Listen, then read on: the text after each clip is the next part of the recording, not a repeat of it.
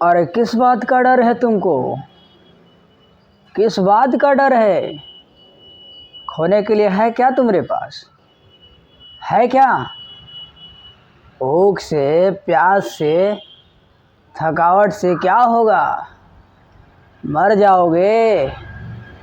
अरे मर तो उसी दिन गए थे जब ये गरीब के घर में पैदा हुए थे, उसी दिन मर गए थे। केमिस्ट्री का क्वेश्चन देखिए क्या कह रहा है। कह रहा है कि कुछ विलियनों का पीएच मान, क्या कह रहा है? कुछ विलियनों का पीएच मान, और पीएच मान से एक ऑब्जेक्टिव में क्वेश्चन फिक्स है कि रहता ही रहता है आपके बोर्ड एग्जाम में।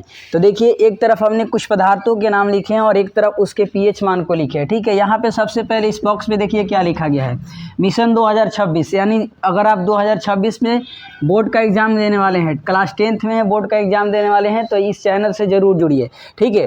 देखिए क्या कर रहा है, एक तरफ हमने पदार्थों के नाम लिखे हैं, दूसरे तरफ हमने पीएच स्केल मतलब उसका पीएच मान लिखा है। सबसे पहले में कह रहा है आमाशय रस, यानी हमारे पेट से जो रस निकलता है उसका पीएच मान क्या होता है? तो चला उसका पीएच मान होता है 1.0। क्या होता है? 1.0।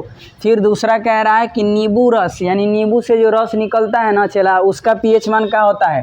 तो उसका होता है 2.5। क्या होता है? 2.5। उसके बाद तीसरा कह रहा है आंसू का पीएच मान, यानी हम लोग जो रोते हैं उस जो आंसू निकलता है उसका पीएच मान कितना होता है? 7.3। कितना होता है? 7.3 होता है। खून का पीएच मान क्या होगा? तो खून का क्या होता है कि आंसू से एक ज़्यादा होता है, यानी यहाँ 7.3 है तो यहाँ 7 पॉइंट क्या कर देना है? 4 कर देना है। और ये कैसा होता है? क्षारीय होता है। खून कैसा होता है? क्षारीय होता है। आपको बताया गया था पीएच स्केल जब पढ़ाया गया था तो उसमें बताया गया था कि अगर 7 से अधिक होगा किसी भी विलियन का पीएच मान तो वो क्या होता है? क्षारीय में चला जाता है।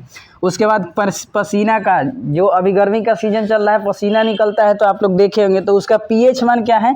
उसका पीएच मान 4.5 होता है। उसका पीएच मान कितना होता है? 4.5 होता है। उसके बाद इधर दूध का पीएच मान, तो दूध का पीएच मान 6.5 होता है। कितना होता है? 6.5 होता है। दूध का पीएच मान 6.5 होता है। टमाटर रस, यानी टमाटर से जो रस निकलता है उसका पीएच मान 4 पॉइंट कितना होता है? 1 होता है। उसके बाद पेशाब यानी मूत्र का जो पीएच मान होता है, मूत्र का पीएच मान कितना होता है? 6.0 होता है। कितना होता है? 6.0। उसके बाद इधर देखिए सिरका का पीएच मान, सिरका का पीएच मान 3.0 होता है। कितना होता है बाबू? 3.0 होता है।